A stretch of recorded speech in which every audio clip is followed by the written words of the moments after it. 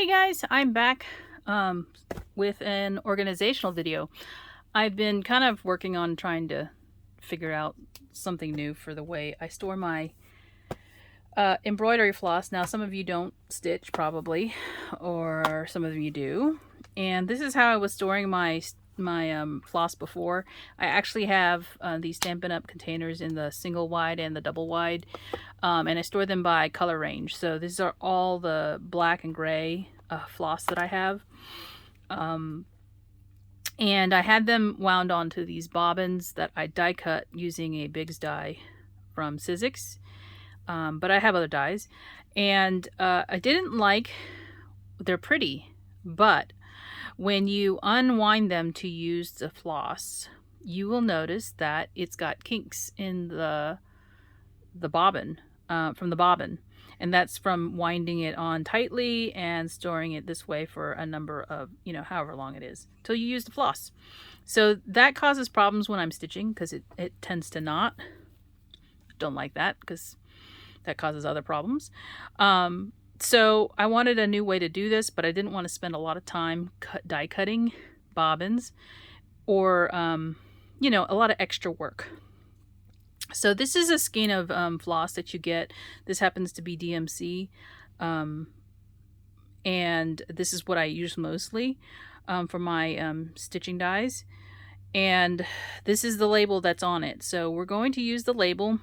The product that I purchased is actually from DMC, but it does fit other brands if they are around the same size. So this is a notebook that I purchased off of eBay, as well as the inserts, the plastic inserts that you're going to see. And it's a weird notebook because it has 2 rings. It's not a 3-ring binder. And it is, I think this is A4 in size. I have an 8.5 by 11 swatch card that I made up. You can see it. This is my swatch card, and it's actually, you can see it's smaller than the actual notebook. So I think this is an A4 size, but the pages inside of it are 8.5 by 11. So if I put this piece of paper behind it, you will see that it's 8.5 inches tall, maybe not 11 inches wide, or I'm sorry, 8.5 inches wide. No, it's 11 inches tall and a little bit narrower than 8.5. But what these are insert pages for this notebook. These are harder to find here in the States, but I know that another option may be for using, photographic negative holders. Those are probably a good, easy find here in the States. This is from the UK.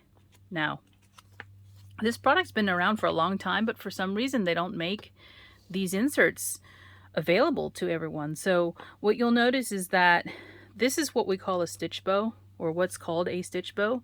This little plastic thing that it's sitting on, and I have an empty one right here on my green, in my green floss right here. Here's what it looks like empty. And you'll notice that it's got this little weird hook on it, and that's for the label that comes on your floss. I've got an extra one right here. So you just slip it on to the end, and then to put the floss on here, you don't wind it. All you do is take the floss and open it up, and you slightly bend it, so you curve it, and you fit the floss onto each end, and you're done. And then you just have to slip it inside the pocket. Okay? So I have these organized by color that coordinates with my paper tray ink wool felt, and that's what these flosses are. These all coordinate with the various colors of paper tray ink felt.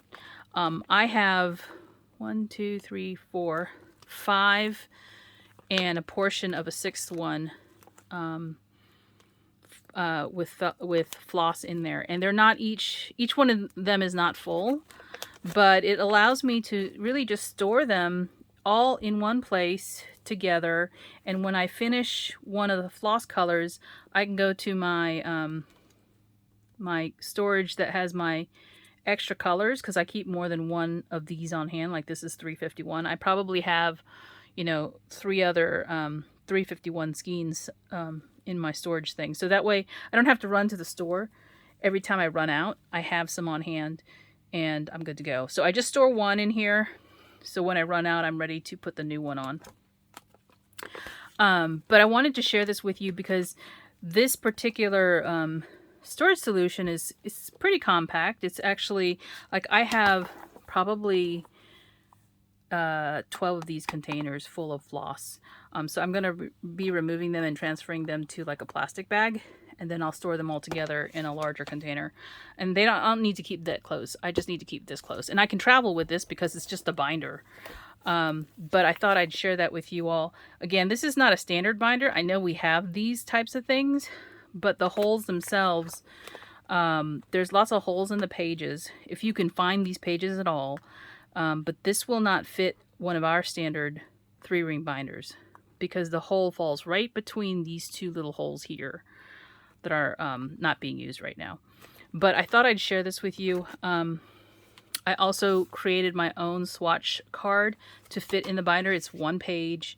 I want it to be 1 page so I could just see it all together when I'm looking at my floss. I'm probably going to just create a pocket to put in here so I can slide it in and out, rather than like actually put it in the binder. So yeah, I thought I'd do that and share this with you. My floss card, or my swatch card for my felt, was created from these existing felt swatches that I have. I have these on rings already, and I had just cut a 1/2 inch strip off of each of the rolls of felt that I have. Now the roll is 1 inch longer than what you're seeing here.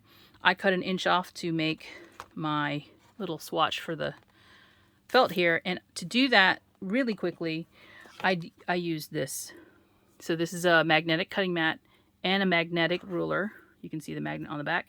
And I used a rotary cutter. So it's a lot faster to cut your felt that way if you're doing something with a straight line. It would have been really cute if I die cut hearts out of all the felts, but that was going to take too long, so I wasn't about to do that. But yeah, maybe next time. So anyway, that is my little storage solution here. If you are a stitcher that uses a lot of floss, this might be the solution for you. But that's what I've turned to, and we'll see how this works for me. But thanks for watching, and I'll talk to you later. Bye.